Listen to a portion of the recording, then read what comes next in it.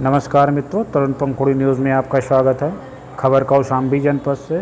जी हाँ, यूपी के कौशाम्बी में रिश्ते को कलंकित करने वाली एक घटना प्रकाश में आई है, जिसमें एक निर्दयी मां ने महज चंद अंडों के फूट जाने पर अपनी मासूम बेटी को मौत के घाट उतार दिया। मां बच्चे की कातिल हो सकती है, ये बात हैरान करती है, लेकिन कातिल की दो ननद ने इस खौफनाक मंजर को पुलिस के सामने बयान किया, जिसके आधार पर कोखराज पुलिस और एसओजी की संयुक्त टीम ने निर्दयी मां को गिरफ्तार किया है। आपको बता दें कि कोखराज थाना क्षेत्र के इचौली गांव के रहने वाले राम सिंह ने 3 जुलाई को पुलिस स्टेशन पर पहुंचकर अपनी 4 वर्षीय बेटी पायल की घर के सामने से खेलते समय गायब होने की सूचना दर्ज कराई थी। मासूम के रहस्यमय तरीके से गायब होने की सूचना मिलने के बाद कोखराज पुलिस तुरंत हरकत में आई और गांव जाकर हर संभव जगह पर तलाश की, लेकिन पायल का कहीं भी सुराग नहीं लगा। इस पर पुलिस ने गांव के सभी घर की तलाशी लेनी शुरू की। तभी कुछ महिलाएं और बच्चों ने छंगों की छत से दिनेश के घर पर पायल की लाश होने की बात कही। पुलिस ने छत पर चढ़कर देखा तो अरहर की सूखी लकड़ी के बीच पायल की लाश पड़ी हुई थी। पुलिस ने शव को कब्जे में लेने के साथ ही दिनेश और उसकी पत्नी को हिरासत में लेकर पूछताछ कर रही थी। तभी एक मुखबिर ने पीड़ित को ननद से जानकारी लेने की बात कही। पुलिस ने जब दोनों ननद रविता और अनीता से पूछताछ की तो चौंकाने वाला खुलासा हुआ। दोनों ने बताया कि घर पर रखे अंडों को पायल ने गलती से तोड़ दिया था, जिस पर मां रेखा ने पायल को बुरी तरह से पीटा। इतना ही नहीं, पायल का सिर दीवार पर कई बार पीछे से बाल पकड़कर टकराया, जिससे पायल की मौत हो गई। मौत से घबराई रेखा ने पायल को घर के सामने से गायब होने की कहानी बताई। फिर रात होने पर दिनेश की छत पर पायल का शव छिपा दिया और नरबली की झूठी अफवाह उड़ा दी, लेकिन उसकी ननद के खौफनाक मंजर को पुलिस ने सामने बयान करने से इस सनसनीखेज हत्याकांड का खुलासा हो गया। कौशाम्बी से अशोक केसरवानी की एक रिपोर्ट। क्या कोशिश किसने की थी, कौन की? देखिए, थाना कोखराज में 3 तारीख को ये सूचना आई कि एक बच्ची लापता है।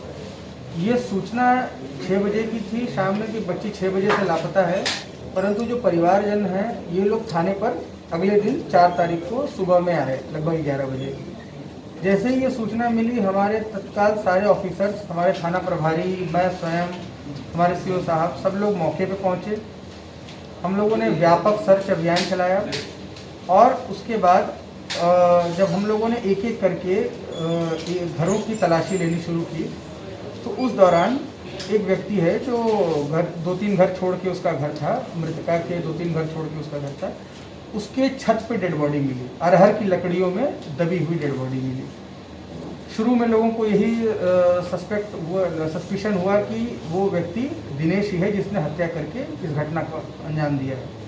परंतु उसके बाद हमारी जो इन्वेस्टिगेशन शुरू हुई, हमारी जो स्वाट टीम है और थाने की जो टीम है, इन्होंने बहुत ही प्रोफेशनल ढंग से एक एक व्यक्ति से पूछताछ की, उनके बयान रिकॉर्ड किए। उनके बयानों में जो इनकन्सिस्टेंसी थी, उसके तहत ये फाइनली अनावरण घटना का हुआ कि लड़की की मां ही इस घटना में शामिल थी, मुख्य अभियुक्ता थी।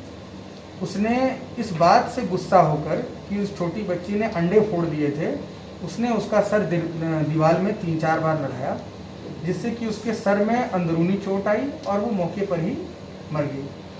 उसके बाद अपनी जो 2 ननद हैं, उन्होंने इस चीज़ को देखा और वो उन्होंने सारी घटनाक्रम को बताया कि कैसे कैसे घटनाक्रम हुआ है।